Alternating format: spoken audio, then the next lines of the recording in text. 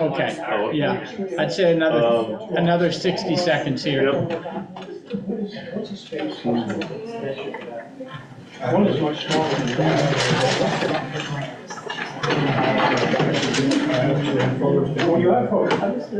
So it's McCulker, correct? McCulka, yeah. He is the plaintiff in this, and the town would be the defendant? Yes. That's how we...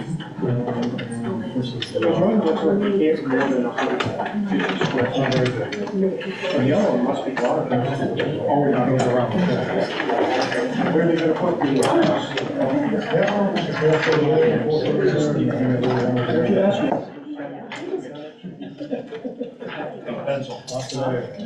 Isn't there a time frame to, or where this was an active debate, it goes back to before 22?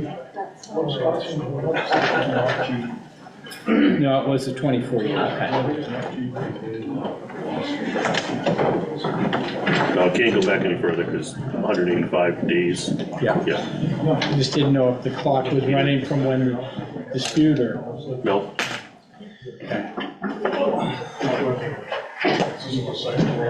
You got minutes and payroll, which we'll definitely need you to sign on because Ian's out of town. If I don't sign payroll, I hear from the back row real quick. I think you hear from a few folks. Mr. Administrator, we good to go? I am, yep. Okay. You good? Yep. All good, Chair. Tony, you want to do the pledge? Sure. Thank you. Okay, at this point, if we're ready to go live, do we have any public comments? Not to my knowledge, I think there's people joining for other items, Understood, okay.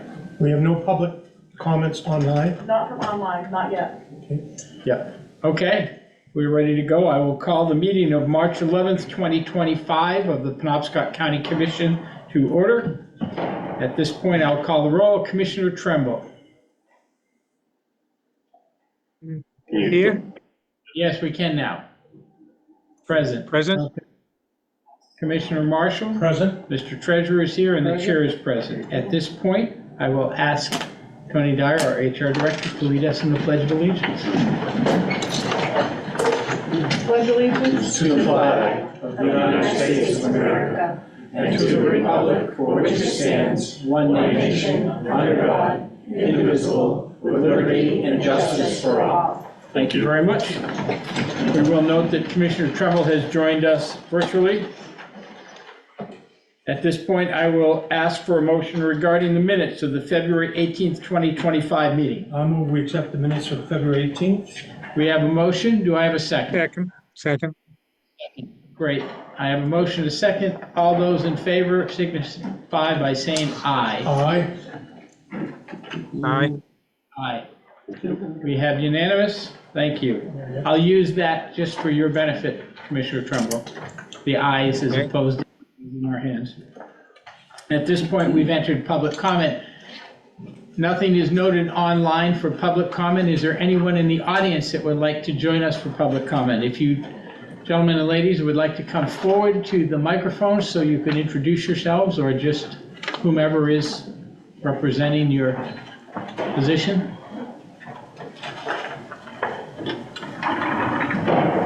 And if you could make sure your microphone is on, I think that's the one Yeah, that pull it up a little closer, Justin. is Yeah, thank you. green. Yeah. If it's green, you're on. No, hit the, there you go. There, okay. Can you hear me now? We can. Thank you for being here. My name is Justin Cartier. I'm a resident of Bangor in the county of Penobscot. I believe you both have a copy of the letter I'm about to read. I'll read it for you, Mr. Tremble, as you're not on attendance via Zoom or whatever that electronic thing is.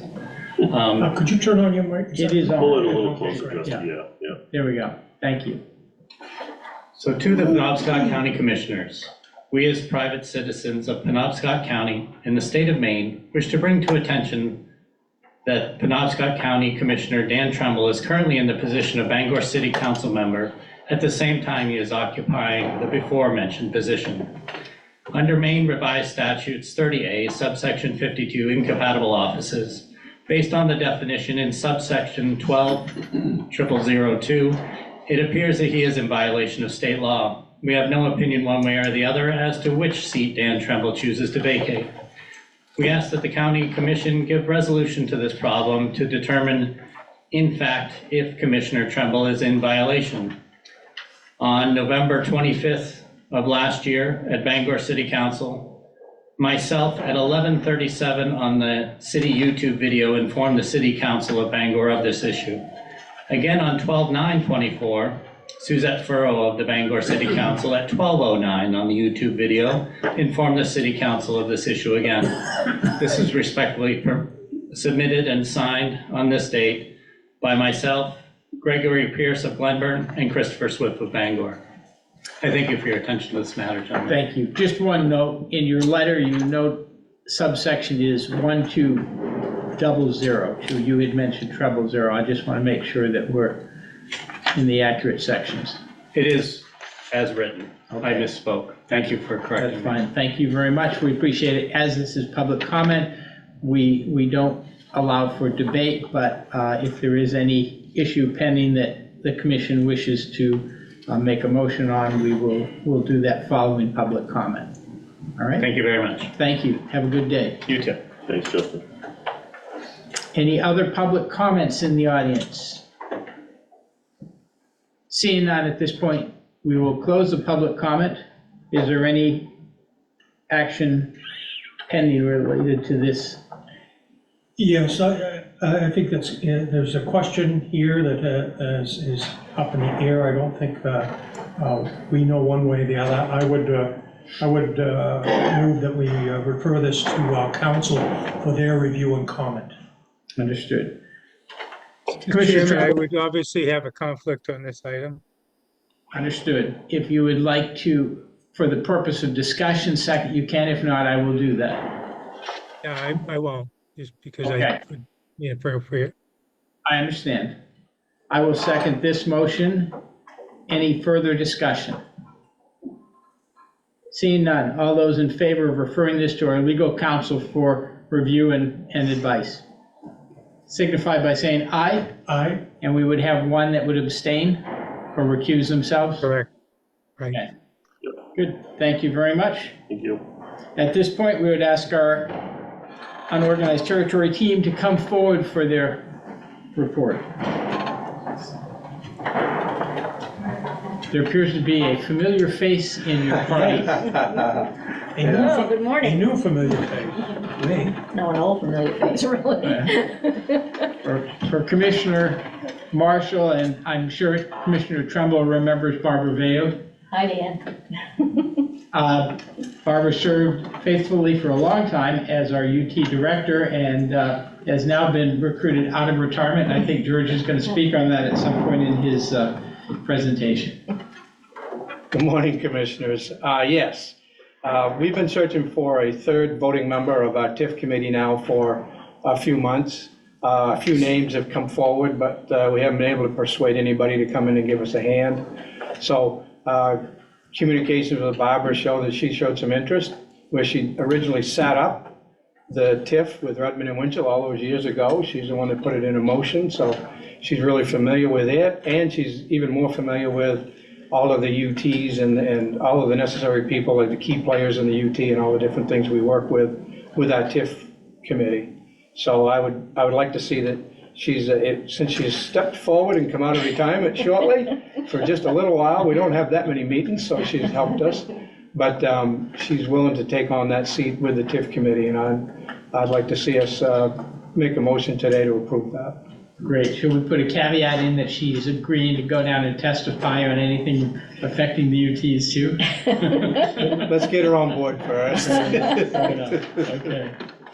Well, welcome, Thank you. and thank you for your willingness to help us in this important matter that you have You're very great welcome. background and experience in. So, any questions from the commissioners at this point? Seeing none, I would entertain a motion regarding the appointment of Barbara to the TIF committee. I would move the appointment of Barbara Velu to the TIF committee. Second? You have a second. Did you have any comment, Dan, or you were just No, anticipating? just, this is great. Thank you, Barbara, for agreeing to do this. It's, you'll be a perfect fit for that committee, and You obviously know it very well. Great. You're very welcome. All right. With that, all those in favor, please say aye. Aye. Aye. It is unanimous. Welcome and thank you for, again, taking this up. Thank you, you're welcome. Just so you're aware, there is a bill related to the LUPC that is coming up on the administrators. Oh. So if you have time to stick around, it would change the composition of that committee, you know, the former. I will stick around then. Yeah. Okay. Your experience might be helpful in that area too. All right. Okay. Continuation of that same topic. For some time now, for several months now, we've been wanting to get a workshop with the TIF committee and the commission. And with Barbara coming on now, and with Danny being fairly new at where we stand with the TIF and where we're gonna go forward with the TIF. I know you guys have some views for the future, and the TIF committee has been dying to meet with you guys and see what your views are and see how they can help. So I'd like to think that after communicating with our county administrator at length about some of this, I didn't know if there was a way to have a workshop after one of your Tuesday commissioners meetings. Once you wrap up your official business, we could then have a workshop. And if we had to, we could buy you lunch if you'd stick around that long. I don't want to bribe you, but we would buy you lunch. Well, We'd have that's to very approve kind the of you. expense. Yeah, you'd have to approve the expense. I think that's a wonderful idea, good opportunity to familiarize me and to re-familiarize Dan with the exact operations of the TIF committee. Look forward to the opportunity and look forward to working with Barbara. Welcome aboard. Thank you. So to that end, Scott, I think the 8th, there are a couple of, I've got a commitment to go down to Lincoln in the afternoon for their commissioners meeting. They were looking at the 1st and the 15th chair for after commissioner That's meetings right. in April. We're Yeah. back to the 1st and 3rd, so the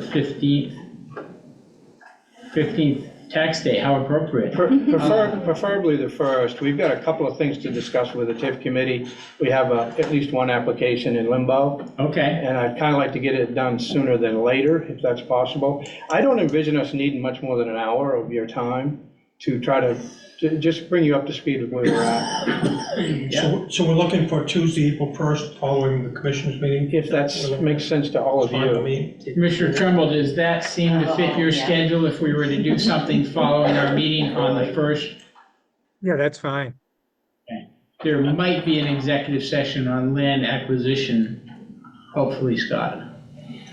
So, Well, yeah, we've been having one just about every meeting, but yeah, an update hopefully on the 25th. If not, it'll be that day. But again, I think with the meeting on the 25th and following the 1st, we hopefully will have somewhat light agenda. We do have some grievances, so I could envision if you wanted to, if you wanted to possibly start early or set it up to start early, if the committee was willing to, we'll try to nail it within a half hour.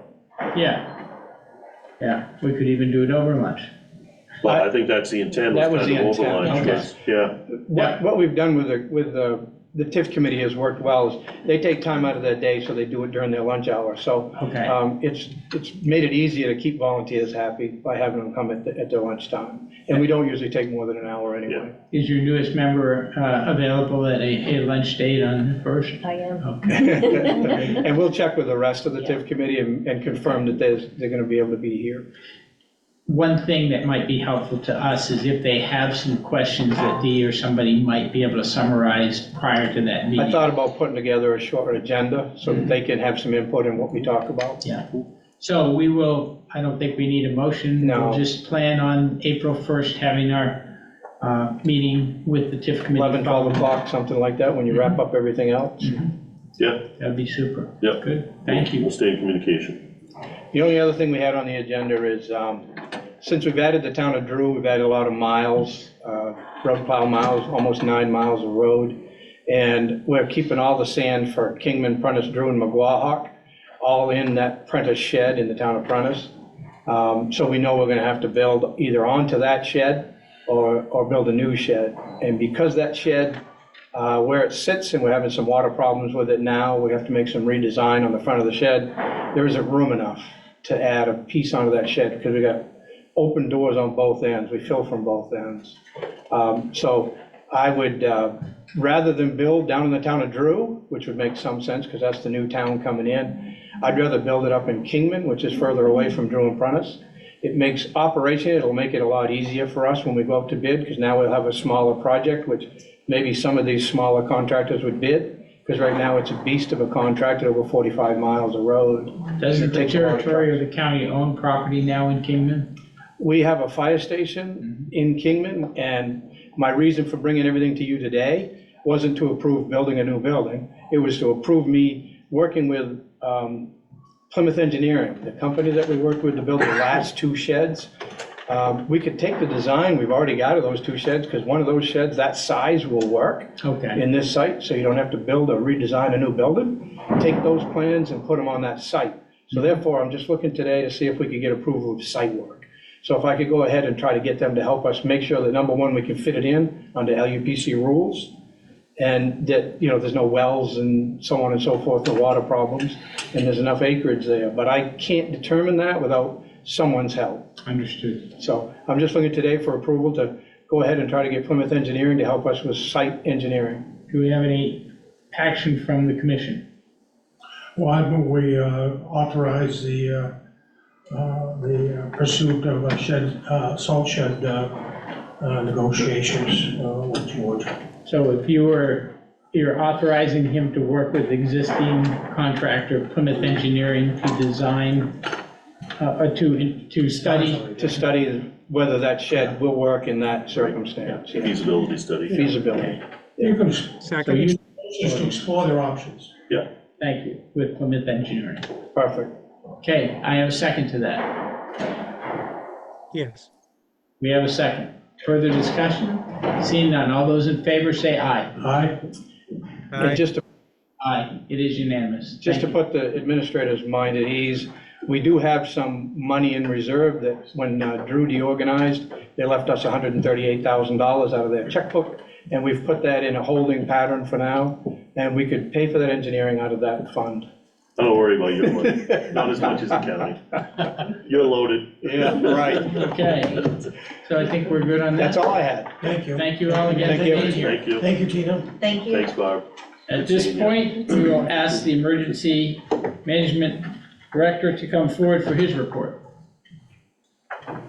And note, thank you, the report was very succinct in our packets.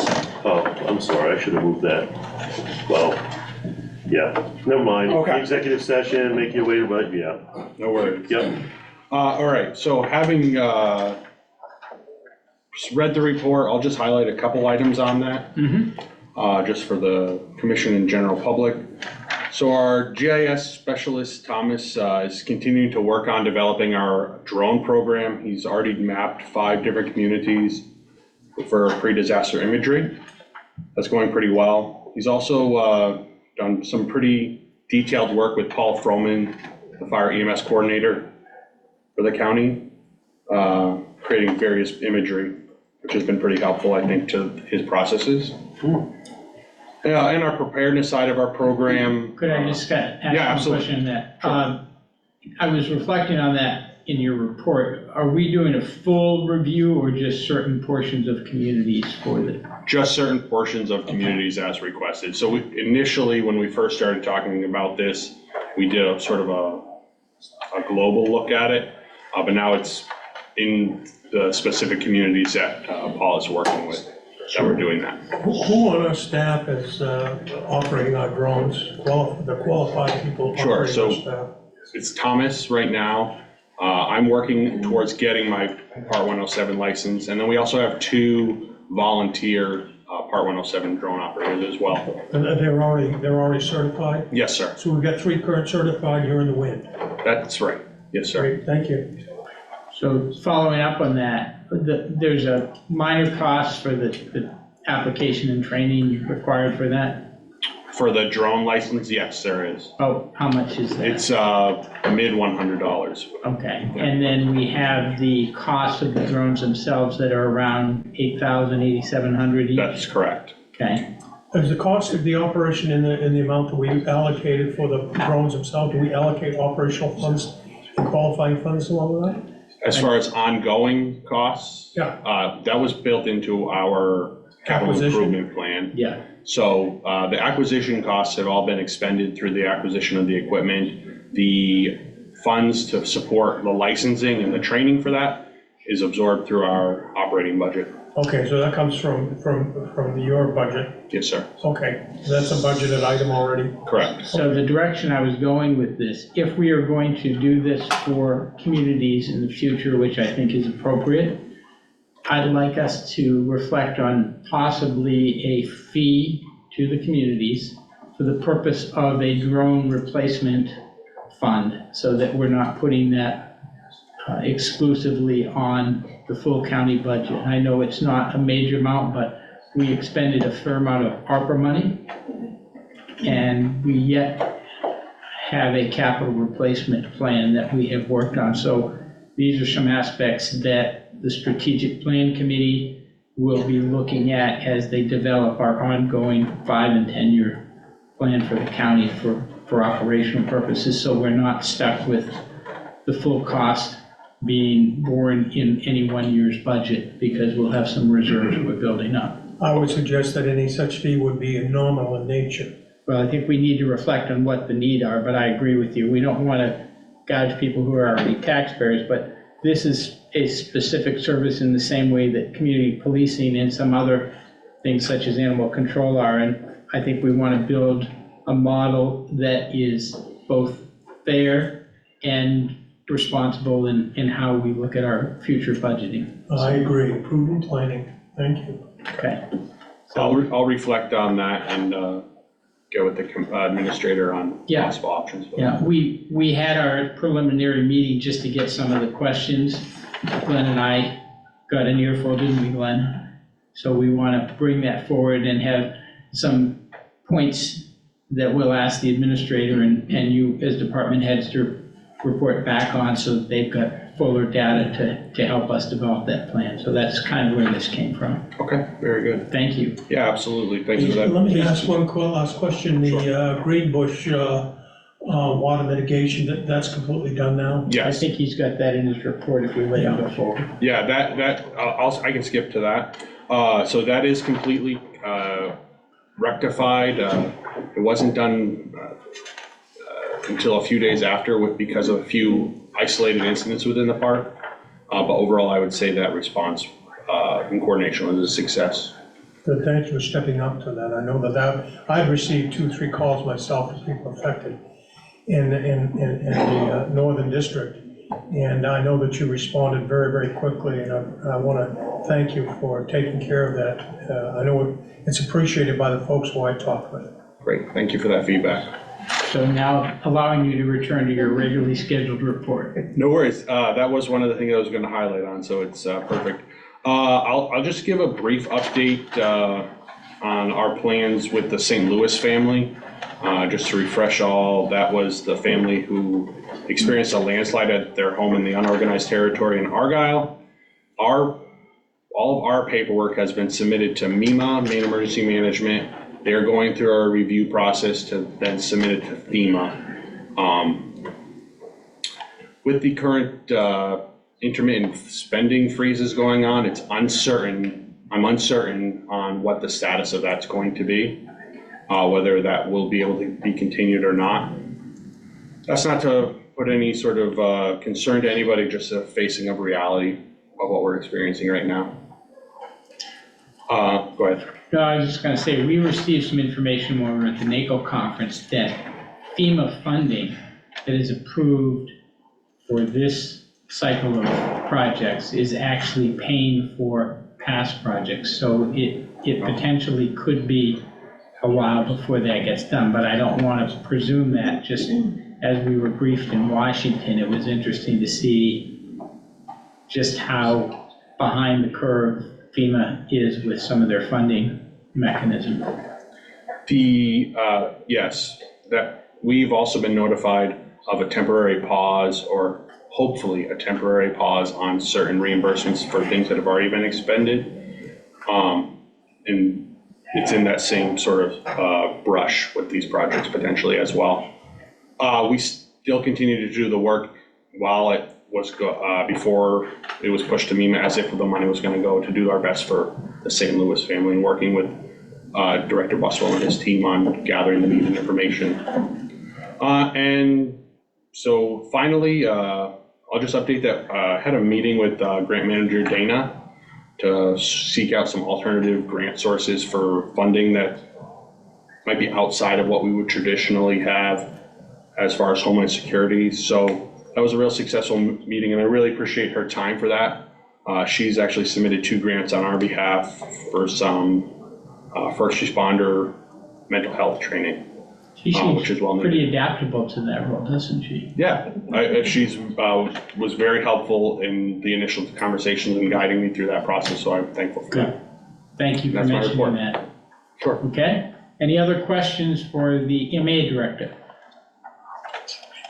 Seeing none, appreciate it again. Thanks for your help on those projects too. Thank you.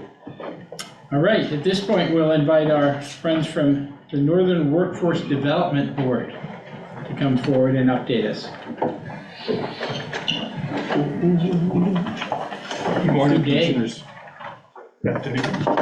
Afternoon. It is. Just out of habit, I did my minute notes for the start of the 9 o'clock, 9:01, and then I was like, well, wait a minute.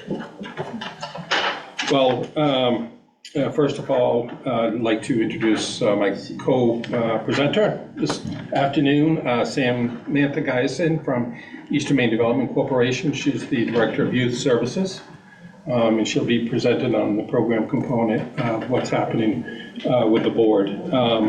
First, Samantha. Thank you for having me. Sure. We also have another guest from EMDC. She probably doesn't want to be identified here, but just Godfrey is here with us as well from EMDC, and she's a one-stop operator. So in terms of updates from the board, I'm here this morning, really priority number 1 is to ask the commissioners to consider an appointment of one of you as a commissioner to the CEO board. I had sent in several, 3 different articles, one being the initial designation of the CEOs.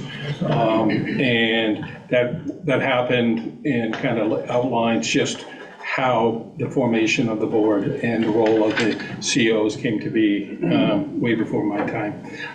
But then in 2018-19, there were bylaws that were developed. Article 2 of the bylaws explains, the basic role of the CEO within the structure of the board, and the important role that CEOs have in helping advance the mission and goals of the board, supporting the board, making critical decisions in terms of finances, assignment to board membership, Northeastern Workforce Development Board membership, and many others. And I would say that just based on my experience being with the board for 2 years, that the CEO for Penobscot County plays, I would say, an additional responsibility as well, as because Penobscot County is the fiscal agent to the Northeastern Workforce Development Board. So Who has been our previous appointment? Peter Baldacci. Okay.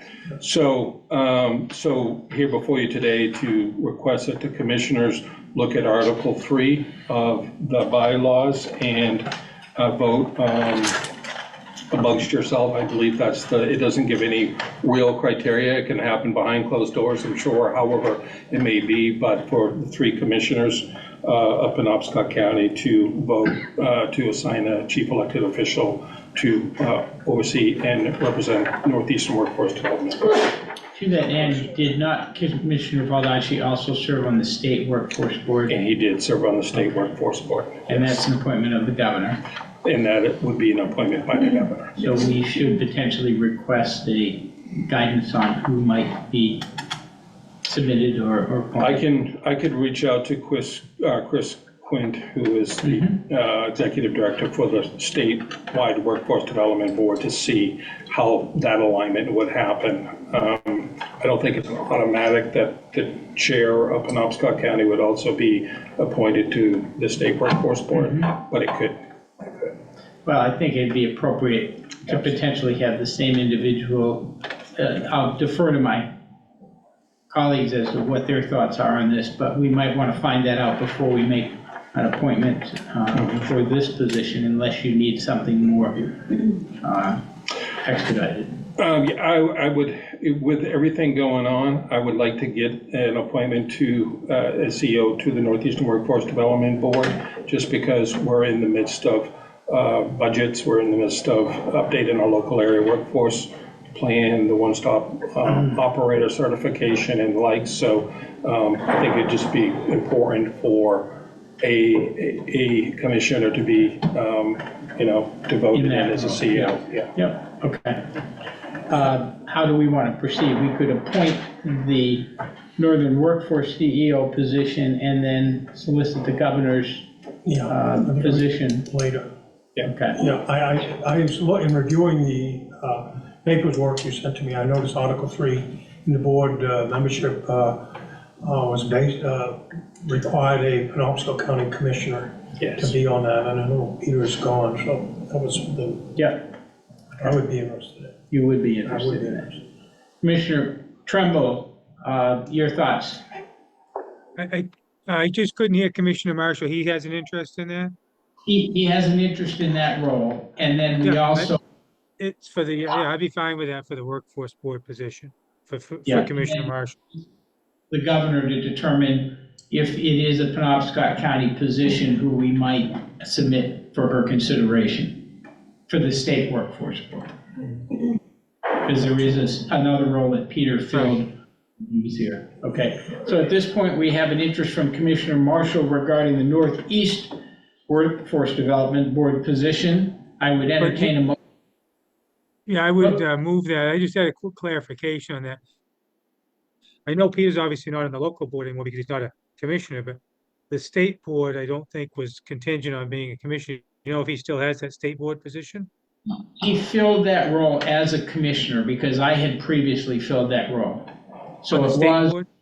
on the state board, Okay. and it had to be a county commissioner that. Okay, But anyway, voting on this one, you're making a motion to nominate Commissioner Marshall for that position, correct. and I would second that. Any further discussion? We'll expect detailed report back from you, of course. Well, Appreciate that. I'm a great conduit of information. Okay, Appreciate it, Commissioner no Marshall. further discussion. All those in favor say aye. Aye? Aye. Commissioner Aye. Tremble? We have a, yep, thank you. Moving along. Beautiful. Thank you. Thank you very much. So we'll just hear back from you. Maybe you can email the administrator when you get some. Absolutely, yes. And along with that, I'll be happy to sit down and meet with you one-on-one, kind of go through more in depth. You give me a the one-on-one staff. introductory. You I'm bet. a good student. Yeah, I'd be glad to do it. I'm learning as I go too, so. I just wanted to bring it to the commissioner's attention as well. We're in the final stages of signing the infrastructure funding agreement. It's essentially the cost for running the Bangor Career Center. It's been a long negotiation. It's happened. The first iteration of the IFR agreement was with just the residents who were already paying the lease agreement and had to split up the infrastructure cost based on their usage and benefit. In this iteration, we needed to include all of the non-residents as well that are required partners of the board. So it was a more challenging negotiation, but we are literally waiting for 2 more signatures and we'll have it. So have it done. And it's a requirement for certification of the Northeastern Workforce Development Board. We need to have this in place by the end of the year. So, so happy to get that negotiation Do you foresee any points where we need to make nominations that we should start looking, or? No, I think at this point, we've moved the agreement along well enough so that we should be able to get all of the signatures on the agreement. If we run into a hiccup, I'll certainly let everyone know. So Okay, They did get back to you, didn't they? Yes, and you, Okay, yeah, yeah. you signed it. Yes.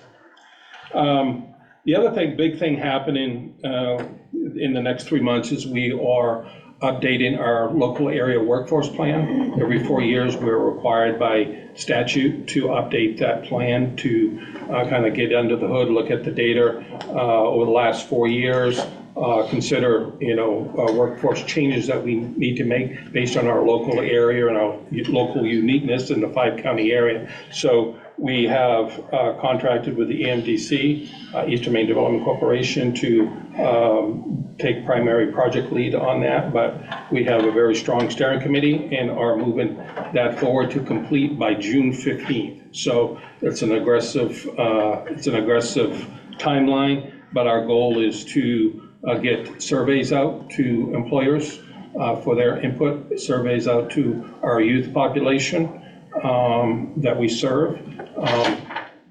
We also will be doing focus groups with our workforce stakeholders and our employers in Aroostook County, Washington County, and here in Bangor. So, and then we'll pull all of that information together, compare it with our data, and look at our strategies and update them as necessary to, again, meet the requirements of the state workforce board. So,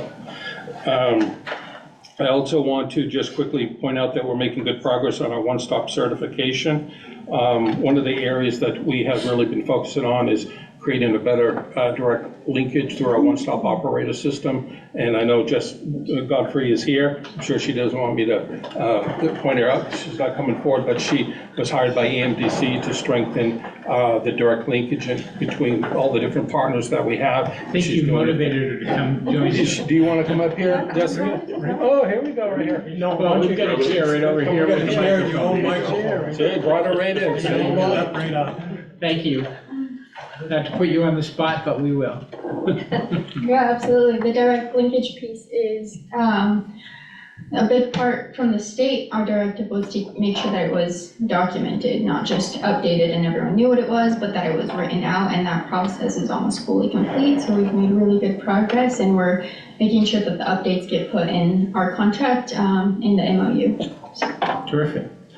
Well, we appreciate the work you do. If you want to go back and ask Lee if we can get a volume discount for all of these services that we're running through you. You're gonna hear the word renegotiation. Okay. Yeah, doing a great job.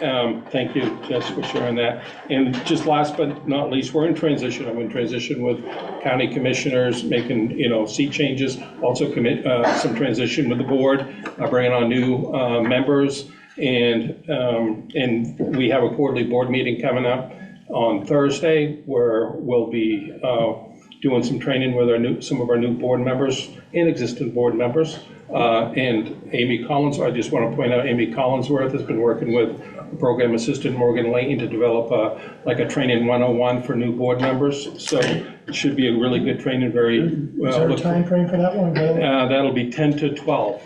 What day? 10 to 12 on Thursday. Be happy to forward you the Zoom. This coming Thursday. This coming Thursday. Yeah. So. Is that a Zoom? Yeah, that'll be Zoom.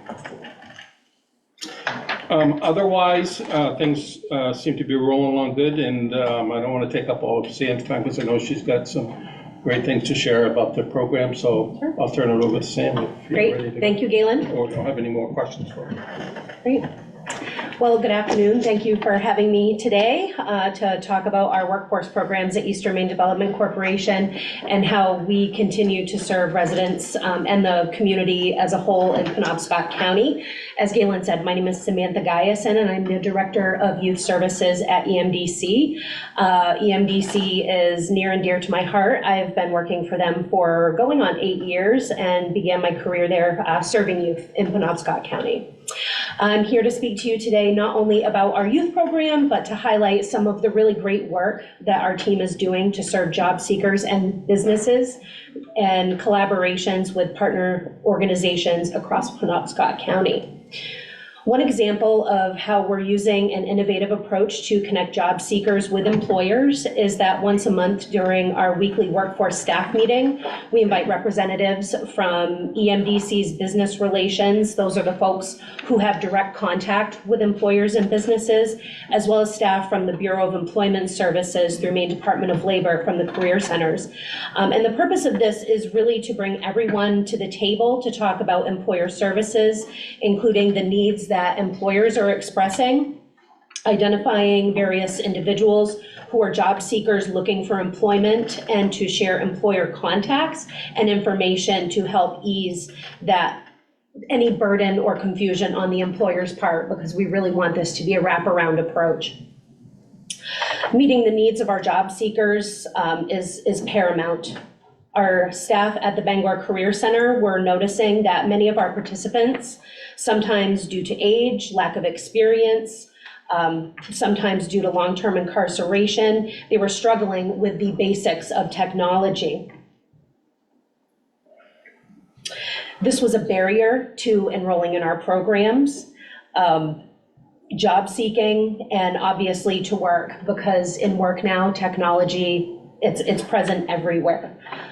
We started a group to address basic technology skills through skills improvement. We're working with folks on email, internet safety, utilizing Google, screen snipping, sending attachments, getting connected with Maine Job Link through the Career Center, and completing online job applications. As we know, many employers use that as their form now for job applications. The group consists of a PowerPoint and lesson. It's followed by an open chair where our participants are encouraged to speak about challenges that they may be facing with technology. For example, how could this skill be used in a work environment? Or could this have helped you in other positions? Our staff make themselves available to assist participants one-on-one with anything they're working on. Our group is led by our Senior Workforce Development Specialist, Katie Maynard, and it is actually co-facilitated by a gentleman who is engaged in a paid work experience with EMDC. I'm really happy to report that our youth programs are in full swing. Our enrollments are on the rise in Penobscot County, and we're preparing for a very busy and fruitful summer. We're pleased to be working again, as we did last summer, with the TRIO Upward Bound program at the University of Maine at Orono, as well as Associated General Contractors of Maine's Maine Construction Academy. I believe there are 4 cohorts of high school students across Penobscot County. We support the students in this construction academy where they're gaining skills, hands-on, and in the classroom. We also recently partnered with Eastern Maine Community College to train our staff to become facilitators of Opportunity Ready. This is a curriculum-based badging program with 3 components: Life Ready, Education, and Work Ready. Participants can earn a micro badge for the completion of each component, and if they complete all 3, a macro badge, which the beauty of this is that the macro badge results in a college credit at Eastern Maine Community College and can be transferred to other community colleges across the state. We're very excited to start offering this program starting this spring. Is that 1 academic credit? Yes, yep, 1 college credit hour. So I could give you updates all day, but I think sharing a success story of one of our program participants will really resonate how that all comes together. This was a success story from one of our workforce development specialists, and for privacy, I changed the name of the customer. John came to EMDC following long-term incarceration, and he had a goal of obtaining his CDLA. At the time that John came to us, he had no income, was food insecure, had a history of justice involvement, and a lack of a credential to make him marketable in today's job market. John qualified for and was enrolled in our Quest program, where we assisted him with connecting him with local resources to meet those basic needs. We provided him with career guidance and counseling, tuition assistance for the CDL program, and travel reimbursement so he could go back and forth to his training. John's wish was to work in a career where he could serve and give back to his community. After he successfully completed the training program, got his CDLA, He secured a position with a local company delivering fuel to community members. He feels great about this job because he's able to help people remain warm during the winter. And I thank you for your time. Thank you. CDLA. Excuse me? CDLA, the acronym, what is that? Commercial driver's license. That's what I thought. Yep, plus endorsements, so makes him very marketable. BA through me off.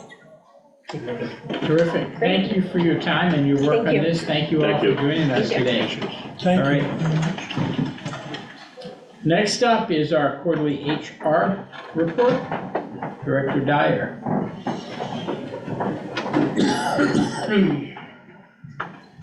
Good day. Good afternoon, everybody.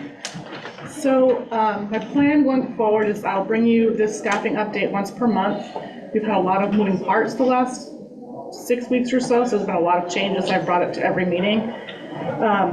If you look in your packet, you'll see with the SO and PRCC, there's lots of moving wheels in those departments, particularly not a lot of change there. We are maintaining 85% or higher staffing in every department, which is really good. The bottom half of your sheet, probate and district attorney's office positions have been filled. The probate specialist has started employment and the DA's office will start on the 24th. So we are only lacking our EMA deputy director, which you'll be getting an update on later this afternoon. You have one deputy patrol, is that on leave or you under the leave category? It's a long-term leave. So it could be medical, it could be military, it could be, Okay, but it doesn't mean termination? nope, Okay. Now, this is a long-term military leave, if I'm not mistaken. correct. This is an ongoing long-term military Yes. leave, if I'm not mistaken. Yeah. All right. Thank you for that report. Any other observations, commentary? When does our new director of finance start? The 24th also. 24th? Yeah. Okay. Overall, I'm seeing fairly good trend with quality applicants, especially when we look at our dispatch center. I know in the past, we've struggled getting quality applicants where more than 70% don't get through the whole process. And our last hiring there, every applicant we made an offer to got through the process. And they're all in their training phase and they're doing extremely well, which is allowing supervisors and the director of RCC to step back into their administrative roles and really focus on the running of the department and less about also taking calls themselves to cover the shifts. So I'm seeing a really good trend with employment. We're getting a lot of quality applicants all around. We are starting to use more of our social media and LinkedIn profiles in an effort to gain more applicants versus just Maine Municipal and Indeed sort of website. So I think we're getting creative. Okay. In the 27 filled positions on dispatch, do we have any in the pipeline? Those 4 are outstanding. Are there any in the pipeline? We have done some interviews in the last couple of weeks. I don't believe we're making any conditional offers at this time. Given that we're at a 90% staffing there, Yeah, it's we are quite being a impressive. little bit pickier Yeah, it's with this quite round of impressive what it interviews. was, So even a year ago. 62% when I got here. Yeah, so that's quite remarkable. As I looked at this staffing percentage, it's very good. Very good. Thank you. I agree. So for dispatch, I see we have 31 budgeted positions. We're still freezing 4 positions in We there. have 4 budgeted, there's 3 that are unfunded, Okay. in addition to the 4 that are vacant and funded. Okay. All right, so, So it's 34 total. Could be if you Could choose be to fund it, 34 yes. total. okay. 3 of which are Commissioner budgeted. Trumbull, do you have any questions or comments? I'm just not clear on, you have positions that are in there but not funded, so I don't understand the purpose of that. If So it's in we- there but not funded, how do you fill it? We requested 2 budgets ago in order to mitigate some of the budgeted costs where we were not showing full employment for a number of years. We asked them to freeze positions, meaning the positions are not eliminated but are not funded in the budget, if that makes sense to you. I understand what was happening, yeah, okay. So we were budgeting for 34 positions, but the department, we'll use PRCC for an example. they had 34 budgeted positions that were not being filled. So the budget was showing a figure based upon having full employment and benefits. We asked them to freeze a number of those positions so we would reduce the cost allocated in the budget to that line item. It meant we were not drawing money from the taxpayers for positions that we historically had not been able to fill. But the plan is to fund them at some point? At some point it would be, but as you may remember, a couple of years ago, we did a significant wage adjustment for all departments and department heads. And that formula used to calculate what the budget for payroll and benefits increased the amount of money that we had to overlay on the property taxpayer. This reduced that, recognizing that we would likely not fill all of those positions and the department heads.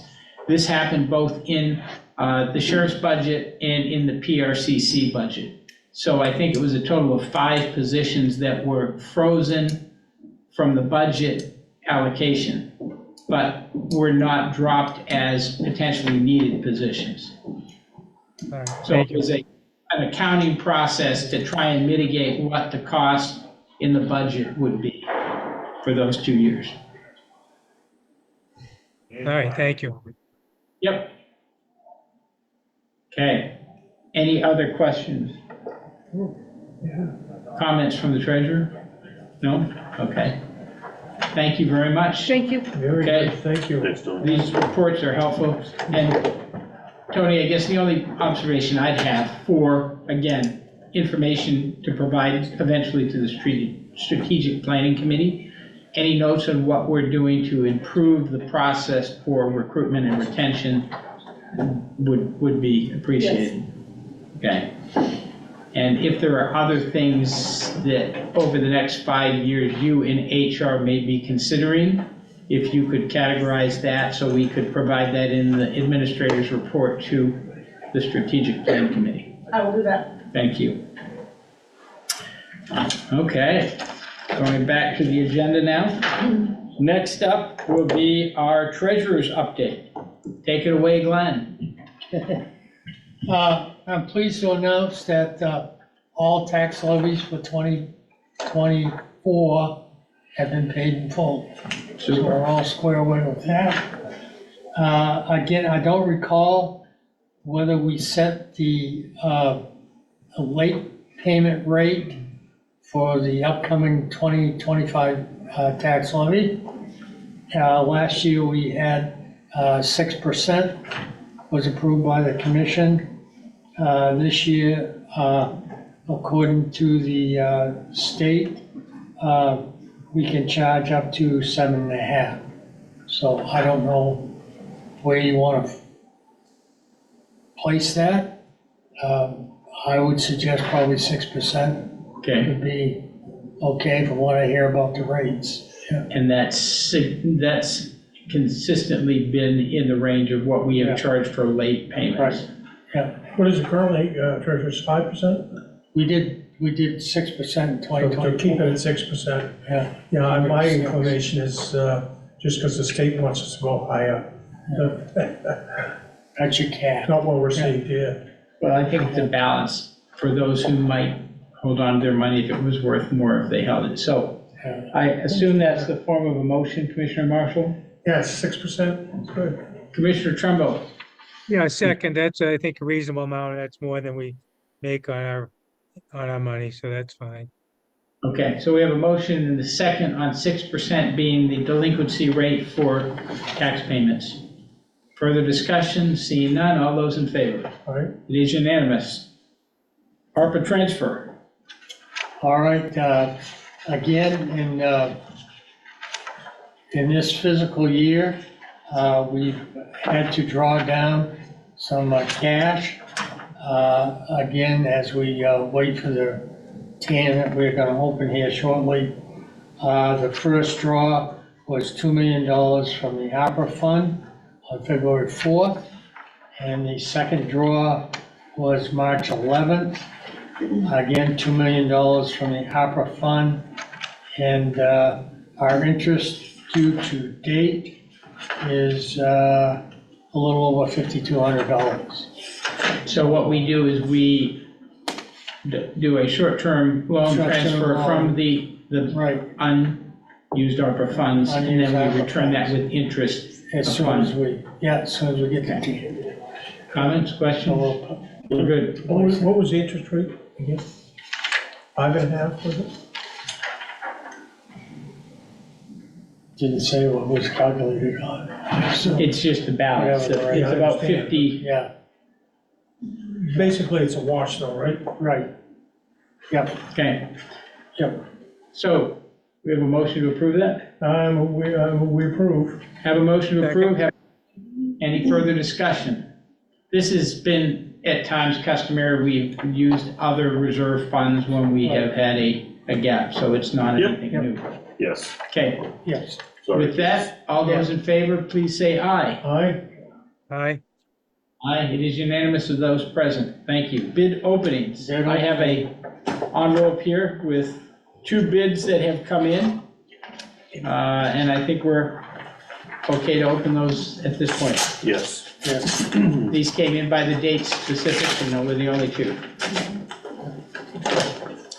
I have a letter here from Machias Savings Banks to our finance director on a tax anticipation note.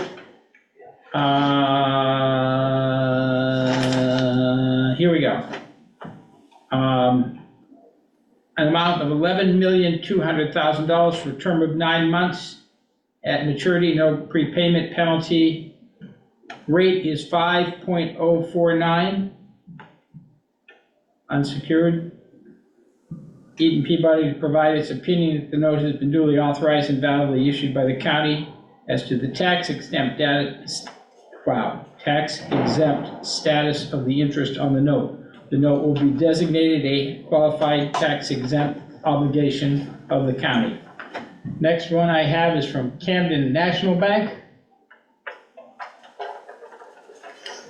Appears to be a rate of 5.624%, or a full tax equivalized rate of 6.73 for a 9-month period. Rate offered good through December 31st, interest based on 5.624 for the 9 months.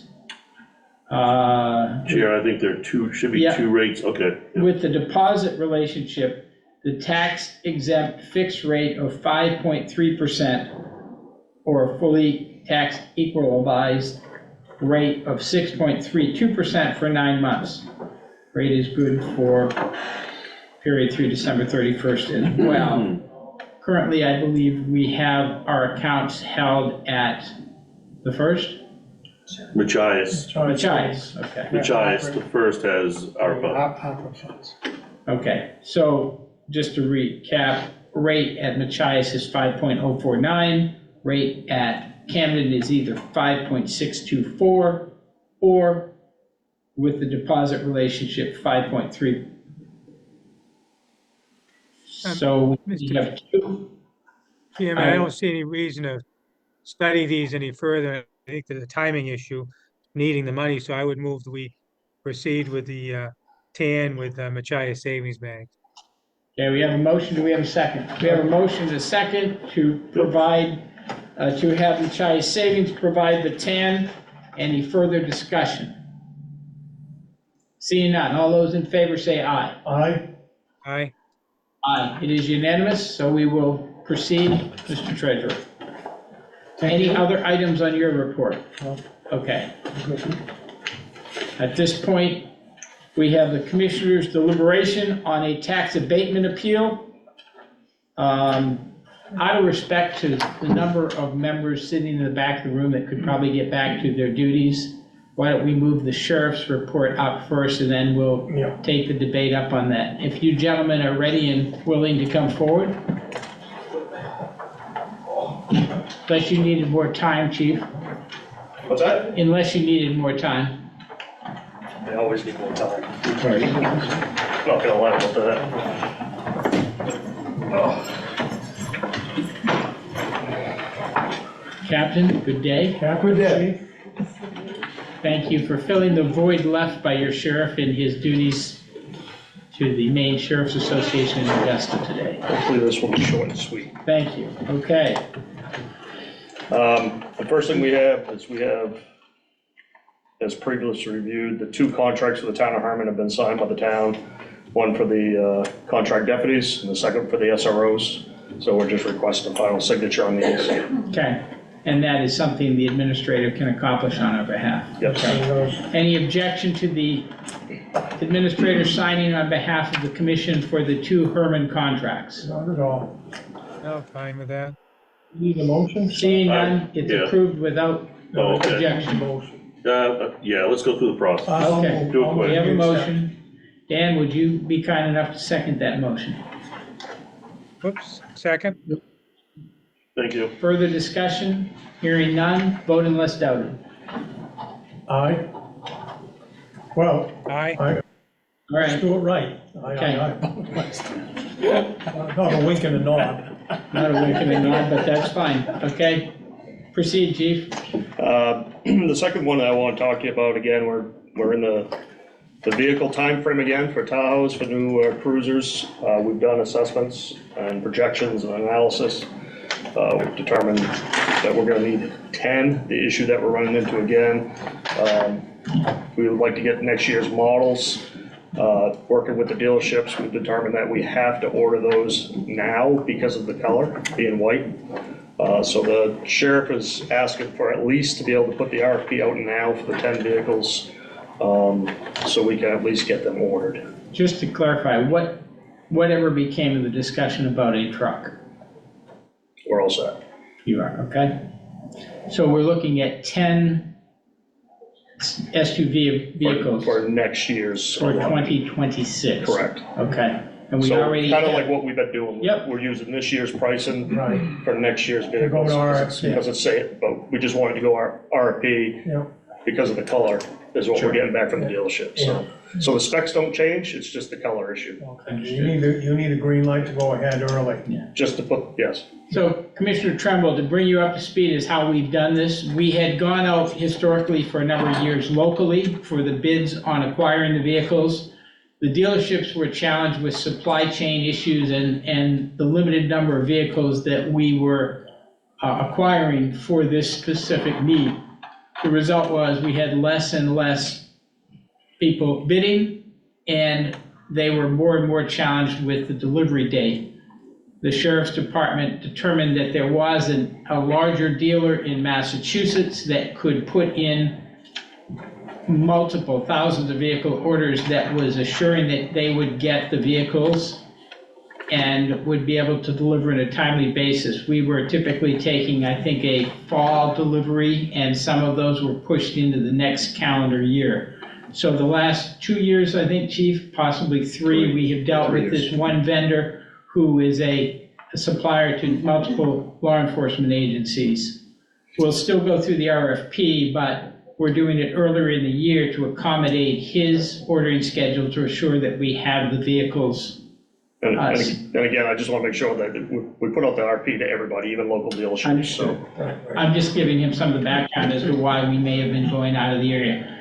We have also been apprised by dealerships, they appreciate the service business. They certainly appreciate the sale business, but they appreciate the service business more than they do the sale business in some cases. So if that helps you understand the process. Yep. That's good. So based on that, I believe that Commissioner Marshall is making a positive motion that we would allow them to go out to RFP so we can be in a time frame that fits what this potential vendor supplier would need. Would you second that motion? Second. So we have a motion and a second go out to RFP on the 2006 allotment of law enforcement vehicles. 2026.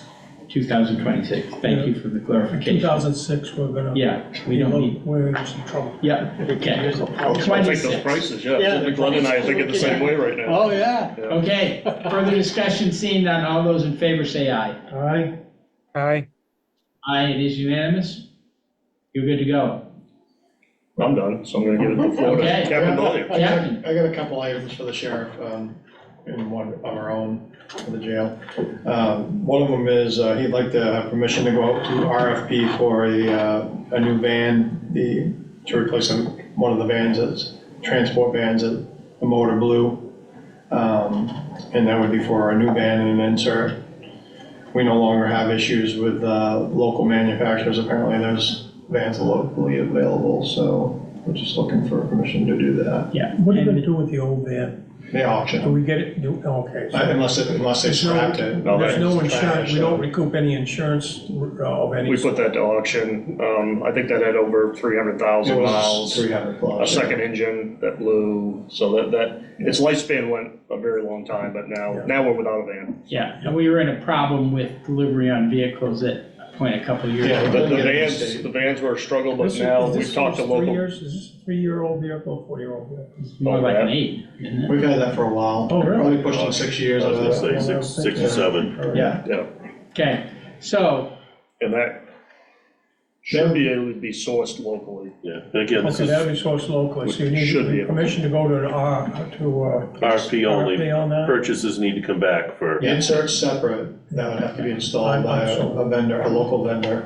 yeah, so we have a motion to approve the RFP for a new transport van and the insert for the necessary containment. The insert, we don't need the RFP because it's a sole source. It's just the Okay. RFP on the van itself. That's right. Gotcha, all right.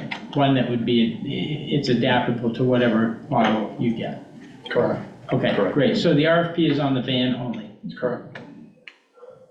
Have a motion, have a second, further discussion? Seeing none, all those in favor? Aye. Aye. Aye. Okay, it is unanimous. Next item. The next item I have is, we have 2 final offices in the jail itself inside the secure perimeter that were left out of the original fold of trying to redo them and make them match all the other offices.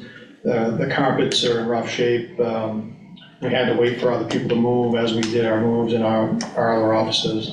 And now one of them is the larger offices, a deck 3 duty station for the staff. We wanted to match the one that's on 2 that we did about a year ago or so. And I just gave Administrator Atkins an updated quote on that office, which is the larger of the 2. They upped it $400 because the flooring was not correct in the original quote, because they did carpet, and we don't want to put carpet in there because of the amount of traffic in and out of that office, constantly in and out. 3 people use it every hour. I mean, they're in there all around the clock, so the carpet just wouldn't last. So we did a more rubber type flooring in the deck 2 duty stations. That's why there's an increase. So the larger room is not 54, 40? That is, 58? that's the 58. This reflects the $400 Yeah, increase? correct. Okay. And this is the larger one, yeah, you were kind I of, have photos if you guys yeah, want you to all were see kind them. enough to show me the photos, I couldn't make it over I there. had a feeling somebody might ask me what they look like, Yeah, so I I'm gonna bring it was gonna over. go over, but I So couldn't get there in time to see, but That's the just photos are that's pretty just the clear, office, yeah. and it seems reasonable to me. The Adding second, a couple of new desks there on the larger one. yeah, so if you've been in and saw the other duty station, we prefabbed built-in desks instead of the old school mentality of having movable desks because they just get damaged. All they need is a writing area, they don't need drawers and all that stuff that go with a regular desk. Those get damaged and they just look like garbage when they get beat up, so we kind of went to the mode of just doubling and reinforcing the desk that we built into the wall, and that seemed to, those are really holding up well in the deck 2 duty station, so. Okay, And then the other office is, there was a request by the programs corporal and classification corporal. They asked the sheriff if we could pitch a quote to have their carpets done to match the rest of the offices. Yeah. We're doing all the painting in-house.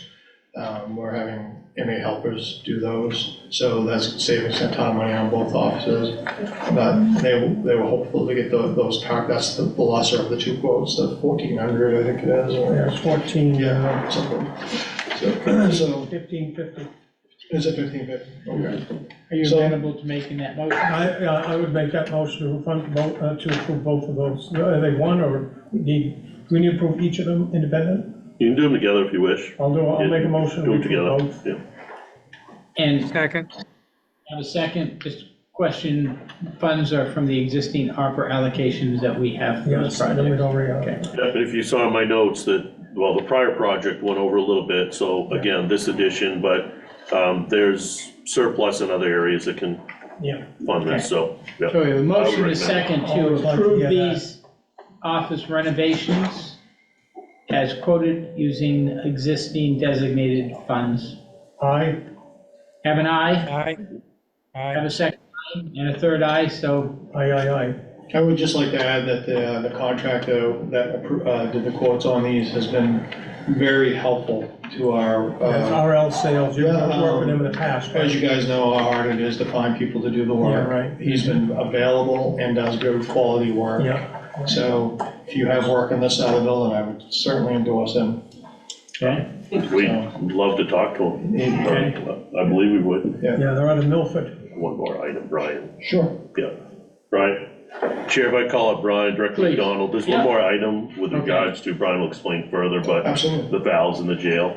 Is this just on, need- is it on the agenda? The famous jail valves. No, it was supposed to be taken care of last week, Oh, okay. but well, it is technically, it's part of the capital improvements. I didn't, Same situation as Brian will explain. The current funding, we set aside a little bit. This is out of that same account as the capital repairs you just requested, you just authorized. We are over, and Brian and I will work to watch this, but these appear to be working out really great, so it's worth the investment. We'll find another project to kind of delay for another day that this will take precedent over, so, go ahead. the next batch that I had planned on buying, it's roughly $18,000. At the next meeting, I can have a total of what I would say it would cost to finish the building. We have a list, an ongoing list. I don't have that in front of me. We've done probably 15 or 20 cells. This would do another dozen or so. And a few showers and water fountains. I think in the end, it saves us money. Knock on wood, I think some of the issues we've had with the toilets and things are lessened because of the technology in these valves, so I'd like to continue. It's invaluable. So it's approximately $18,000, which would come from those allocated ARPA Yep, funds. the 1 million ARPA buildings and jail capital. Okay. Entertain a motion to approve that. I would move we approve. Approve acquiring the valves for work in the jail structure up to 18. Second. Yep, have a motion and a second. I think it's about 18,000. And change, so it's probably better to say under 19. Why don't we give you the benefit of the doubt, up to 20? There we go. I'll Because you throw- may find that throw getting a an couple more extra in there. valve. We If know you we give need it to to me, do I'll it. spend it. I don't want to hear that. I don't want to hear that or something. I think that the complexity of getting some of these in the past makes more sense to give him a little latitude. So would we friendly amendment up to 20? Yes, except to, why am Yes. I always making motions? Because you're a Scotsman. So we have a motion and a second for a friendly amendment up to 20,000 for acquisition of plumbing supplies for the jail repairs. Any further discussion? Seeing none, all those in favor say aye. Aye. Aye. Okay. Gentlemen, The only other thing I got Thank is you, man. on the agenda item M, the sheriff is not here, so What is the other agenda? that is an executive session on that's something you want personnel. a reschedule on that, or? Is that, Is that? let's see is that what the something we HR can do director, today? let's see what the HR director advises. We have a timeline on that for the end of the month, so I think we could at least have it if the chief would like to stay and the captain, they might be able to make that decision with us. Okay. All right, if you would mind, we'll try to move things along promptly here. So If you want to go on first. at this point, we'll just note that the succinct reports from the command staff at the sheriff and jail were sometimes more succinct than the the sheriffs. Okay, with that, we will revert back to, you want to do your report first, Scott, or you want to go back to commissioners? Sure, I can go real quick. Okay. Spirit of America looks like it's scheduled for April. With everything going on, I think we take a look at it later in April and probably push this to May. Yeah, the only option I would suggest is if we're gonna have the county commissioners board here on the 9th, we might do something after that, since we're already. Consider that and give us your suggestion on Okay. which Yep. one, way you wanna go. Yep, that might work well, yep. Okay, opioid committee discussion, Yep, still Why don't looking we for wait? names. why don't we wait, since we don't have the names and we have a full schedule to try and get done today? Yep, County parking policy, draft review and approval. yeah, you have that for review. I would suggest take it, review it. Next meeting, we can look for Okay, approval It's fine. if there's any Well issues. thought out. Okay, Yeah, so we'll vote on that Well- at the next meeting. Dan, are you okay with those two items, putting off the opioid and the parking lot policy? No, that's fine, sure. Next meeting is scheduled for March 25th. The administrator will be remote. And then we're looking at April 1st and 15th as the two meetings during the month of April, going back to the 1st and 3rd. And I just want to point out, I appreciate the flexibility this month with some of our travel schedules. Yeah, Okay? let me revisit one thing here, the opioid committee discussion. We don't have the names yet. Well, that's the point, Okay, so what are you recommending here? Move it to the next meeting when we hopefully will have the names to act on. Okay. Okay? So we're good on the April meetings, the 1st and the 15th. First meeting in April, as a note, is grievance hearings. We have 2 of those pending. I believe there's at least 5, if not 6. Okay. Or 7. So we should expect the April 1st meeting to run a bit longer. And we're meeting with the TIF committee after that. Okay. You have that on your calendar? Yep.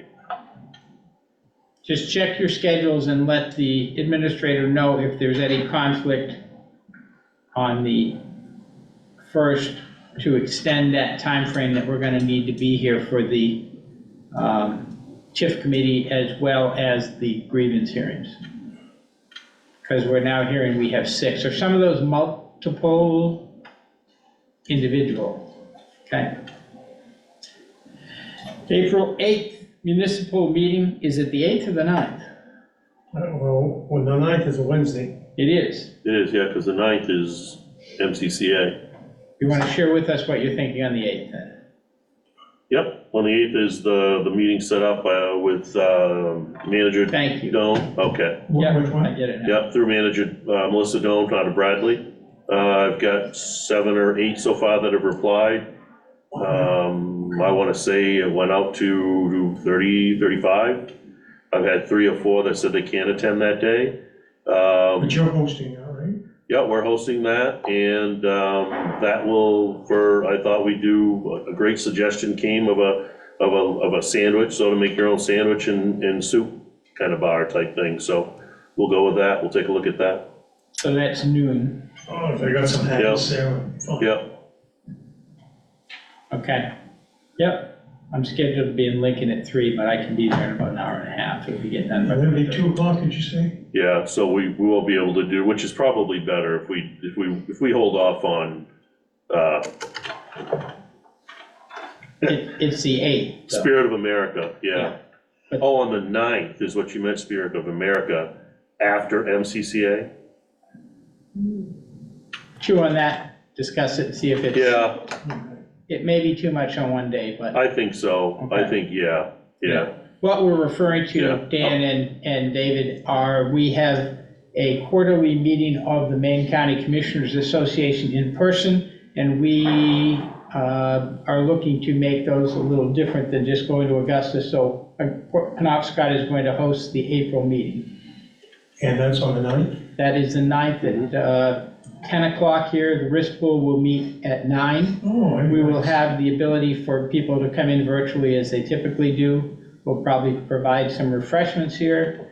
And I also have a speaker lined up, I believe, from S.J. Rollins to talk about cybersecurity issues. Oh, yeah, that's good. So we want to make these in-person meetings a little more fruitful and educational. That cybersecurity presentation at the National Commission meeting in Washington was excellent, excellent, and really got some great ideas for that. See how we fold that into the discussions. Then April 15th, you're asking for a tax abatement appeal hearing for the Moisen versus Enfield. Yes, I have tentatively scheduled it for that day. I have to check in with the three commissioners to make sure you'll be here. We really need to have it on that day for timeliness. That's okay with me. Okay. Those dates both sync up for you, Dan? And That's fine. It'll be a regular commissioners meeting, correct? Yep. Yeah. So and the 1st and the 15th and also the 9th for the MCCA event here. That's correct. It'll be a full week. I love it. Okay. And then we have just scheduled the TIF meeting and lunch on the 15th. No, on the 1st. First. First. Oh, that's right. They said, I'm sorry, they said it was timely, so. Yeah. Okay. So that's not good, that's fine. That doesn't put too much on the plate at any one day. Well, we got 6 grievances on that. You got a meeting on the 25th, so hopefully that'll relieve some pressure from the 1st, so back-to-back meetings. The grievances, I'll jinx it and say, I think they'll flow one into the other, kind of, sort of. Right? Well, And it'll probably, it'll depend on you to guide us. it'll probably extend into like towards the lunch hour, which is better for the TIF committee anyway, so, yeah. The commissioners just have to sign up for some overtime. More, What's that? okay, Right on cue. okay. That's That's it. the gist of your report? The last thing, and you'd already mentioned it prior, was the LUPC item. Yeah.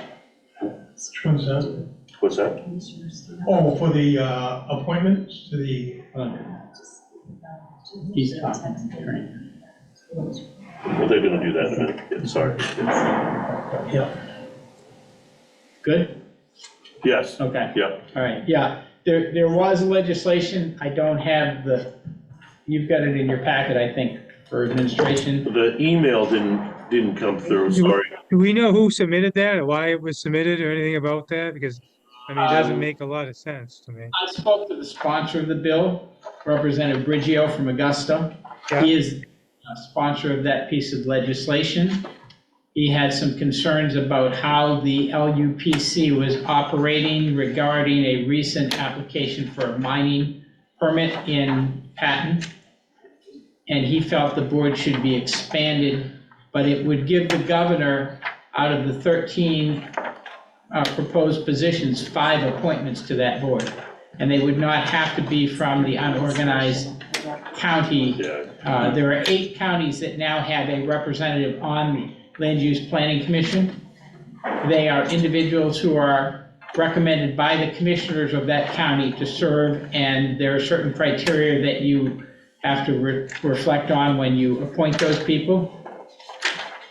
currently, the LUPC's area of authority is the unorganized territory. So members on that committee necessarily would be appointees from those affected counties. Expanding it would dilute that concept. And it would allow the governor to select individuals with certain backgrounds, not necessarily from the unorganized territories, to serve on the unorganized territory planning board, the LUPC. That sounds like. But isn't there also a part in the bill that if commissioners don't fill a slot within 30 days, the governor can appoint somebody in place of the commissioner's appointment? That's correct. It used to be 90 days. They're shortening that window. Right. So it is, many of us on the LPC call yesterday that they are restricting the county's authority in governing their unorganized territories. I don't know if George has any thoughts or comments he would like to share regarding that issue, or? No, it's the first I've heard about it. Okay, yeah. You may want to talk to your UT buddies about what this means. Most of the administrators in the unorganized counties with unorganized territories have expressed concern and strong opposition to this. And this came up yesterday for debate and positioning by the Legislative Policy Committee of MCCA. So thank you for bringing that up so we could publicly share. I think it's coming the 20th next week on the agenda at the Ag Conservation Forestry Committee. That's a Sunday. The 20th is a Sunday. Week of the 20th. The 20th. Are you, Sunday is you're in Thursday. April. Maybe if you go back to March, you'll find the Yeah. 20th. Well, I'm just trying to keep up here with you, I make sure you're understand. right here. I think the 20th is a Wednesday in March. Okay. The spring begins. Thursday. Thursday. Public hearing announcement says Thursday. Thursday, thank you. Thank you, Barbara. Somebody has the actual information. Well, that's because Scott just gave it to me. All right. So, to that end, we are, as a organization, going to put in testimony opposing this, Dan. Good. Okay. At this point, there was one item that we will revert to, which is the commissioners. Before we get into the tax abatement, Commissioner Marshall and I did attend the National Association of County meeting in Washington, D.C. last week. It ran Saturday through Tuesday. I'll let him give his observations, which he started to do earlier, as to his experience as a first-time attendee. Well, yeah, it's a first-time attendee to the Commissioners Association in Washington, but having lived in Washington for 35 years, that aspect was not new. But the convention itself, it was a legislative convention, was very informative and touched on some key issues that are affecting us. And I had quite a few discussions with rural commissioners from other counties in other states, Mississippi, Alabama, Nevada, and West Virginia. And we have a lot of similar problems. We all seem to have similar problems, although expressed with different accents, it's still the same problems. And it was nice to know that there's an awareness out there that the Rural Caucus, as we are part of the Rural Caucus, has a good dialogue between them. And the programs that were presented, the seminars and programs that were presented, I found very interesting. Cybersecurity is one I thought was very interesting. And we had good presentations from some of the members of the administration. A lot of question, we really don't know the impact, how it's going to affect counties. It's all up in the air, but we're ready to, once we know the impact, try and go forward in developing programs and policies that will address our concerns in the rural counties anyway. There were 4 commissioners and 1 county administrator from Androscoggin that attended. I think 3 of them, it was the first time they had ever attended, so it was a great experience to understand both the value of the membership that each county has in the association, the services and resources that are available, and the opportunity to see how other colleagues across the country are operating. I attended a number of the meetings and have been to several before. It, to my observation, is valuable not only in the information, but we discovered a couple years ago that there were some additional funds for the counties that get PILT, or payment in lieu of taxes, from the federal government, and there was a need to apply by the end of the month.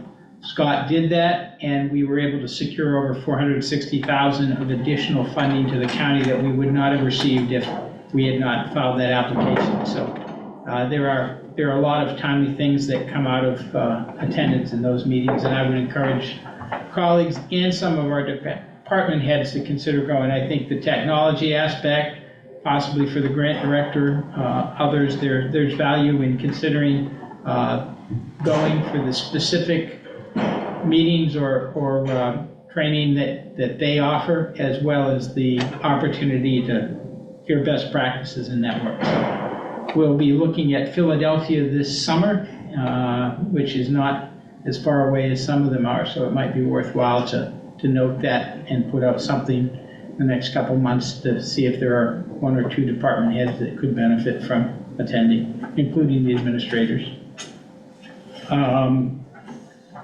Now we will, if there's nothing else there, we've talked about the MCCA being here in April, and we've talked about some of the other things we're doing to reach out to our community partners.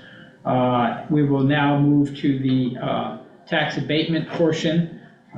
Commissioner Trumbull, I assume you have the necessary information or have had a chance to review what was provided previously? Yes. Okay.